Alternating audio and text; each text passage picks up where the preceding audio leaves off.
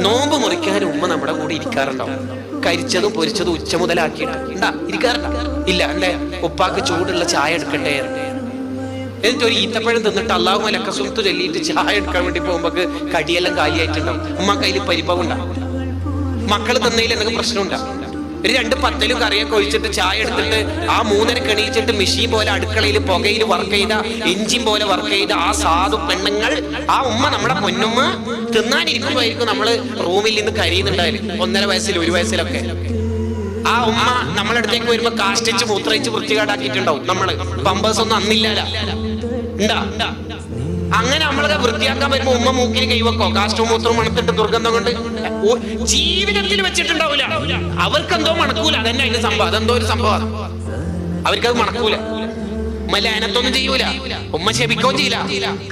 മോനെ കുഞ്ഞിക്കുട്ട എന്നൊക്കെ പറഞ്ഞിട്ട് സ്നേഹിച്ചിട്ടുള്ള വാക്കും പറഞ്ഞ് ദ്വാരന്നിട്ട് കടത്തോടെ മാജിക്കിലാ കടത്തല്. ആ കടത്തത്തിന്റെ ഒരു രസമുണ്ട്. ഉമ്മ അടുത്തന്നെ ഉണ്ട് തോന്നിപ്പിക്കാൻ 2 തലയണലൊക്കെ വെക്കും.